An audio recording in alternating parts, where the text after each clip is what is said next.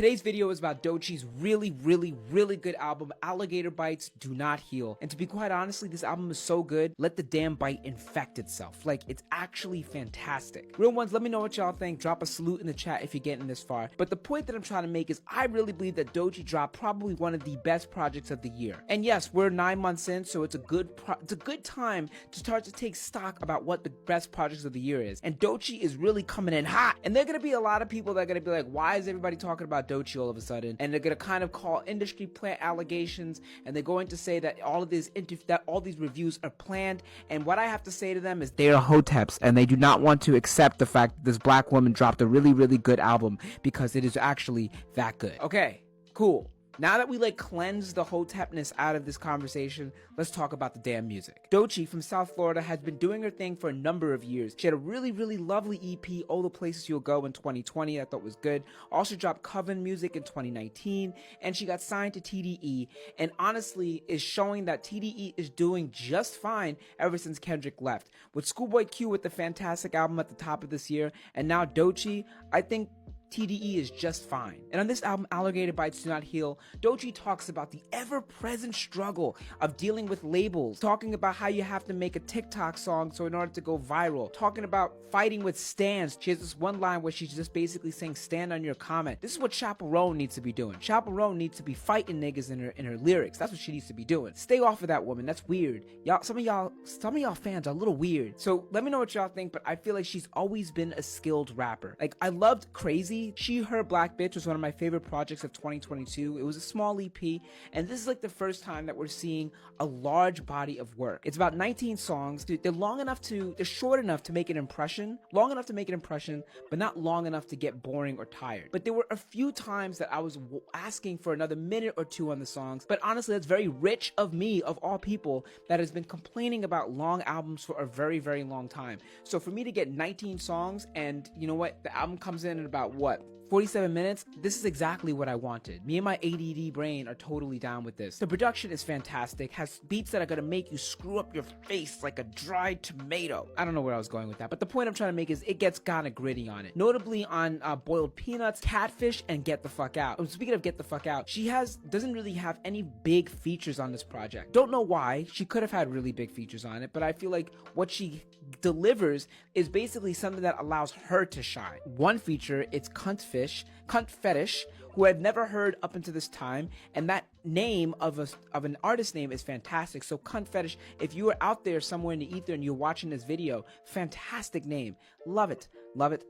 Catfish, she says it's time to wake people up because folks have been sleeping on the track list, and I really believe they've been sleeping on DOECHII for a very long time. On Wait, DOECHII speaks to the anxious person inside all of us with possibly one of the sweetest choruses of the year so far. It says this, right? Delete your call log and clear your agenda. You should just eat what's on your plate. Oh my gosh, is it always the human condition to try to achieve more than you can constantly achieve, or is it just a symptom of capitalism? Tune in tomorrow at 5 p.m. for my dissertation. There will not be a dissertation. The answer is yes to all of those questions, but I think DOECHII synthesizes it perfectly in this chorus.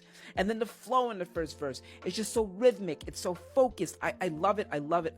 And then on this bar right here, doing acrobatics, falling face first, ass down. I was playing father figure, now I'm making 6 now. 6 figures, now my shit's bigger and you're sick now. Who would have thought that Jayla Hickman be a hit now? For anyone not knowing, Jayla Hickman is DOECHII's real government name, and I just feel like the lyrical dexterity here.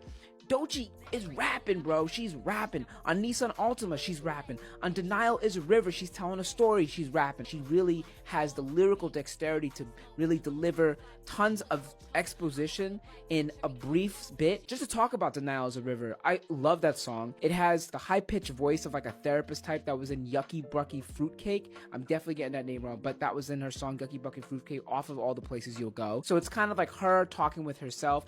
And Denial is a River, she takes it as a time to kind of give an update on her life and how things have changed. And she kind of goes from 2021 to 2022 to 2023. There is a lyric on Denial is a River that some people were saying is transphobic, but I think it's not, because she's talking about dating a bisexual man, and that the person that like he was cheating with was actually a man and not actually a woman.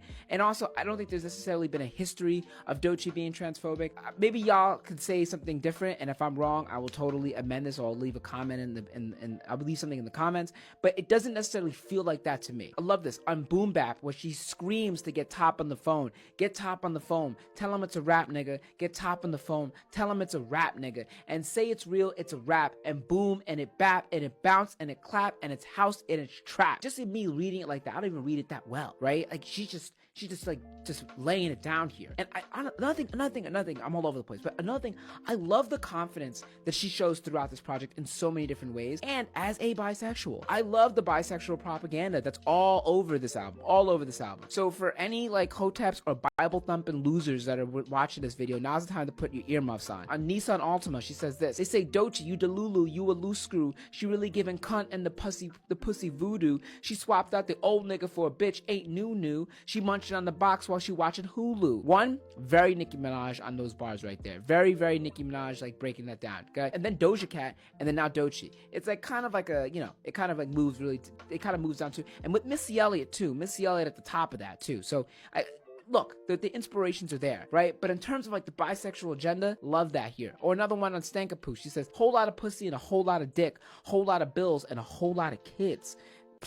DOECHII's for the people. DOECHII loves who she wants to love. And it doesn't matter if it got a pussy or if it got a dick. DOECHII's here for it. Bars! I love how she talks about dealing with fans, notably on Bullfrog, where she says, "Like a cable, we jump hose. Twitter fingers get your whole life logged out, bitch." Ahem. Ma'am. On Prophet, DOECHII raps about having to deliver a song that the label's going to like while also making money, and like kind of like the mental gymnastics that goes in order to change yourself, in order to become a more accessible persona, because of now the fact that you have to be introduced to a wider audience. You can't just like placate to your base anymore. Like you actually have to expand your palette. You have to expand your musical palette, and I feel like she does that really well on Prophet. One of my favorite songs in the album is Slide. Oh my gosh, people are already thinking about who they would love to see on the album, who they would love to see as a remix in the album. And sometimes I just got something to say. Let me know what y'all think, but sometimes I feel like when people are immediately trying to remix a song or trying to remix an album when it's only been out for 3 days, it's like, yo, can we just accept what we got so far? Let's relax. Beverly Hills, oh, really, really lovely. And like, honestly, the title track, Alligator Bites Never Heal. Anyways, DOECHII's Alligator Bites Never Heal is a braggadocious, introspective, bold, and honestly fun project. I love it. I think it's one of the best of this year, and it's probably 18 for 19 songs, maybe 19 for 19. Who knows how I'll feel about it in a week or 2 months, but as of this moment, I love it, and I have not been able to stop playing it since I started playing it after Big Sean's album last week. Let me know what y'all think. Drop a W if you made it this far in the comments. It's your boy Jacques. Follow, like, and subscribe. I'll see you on the next one. Peace. Just step on niggas. Brand new F.O.S.E. Just step on niggas.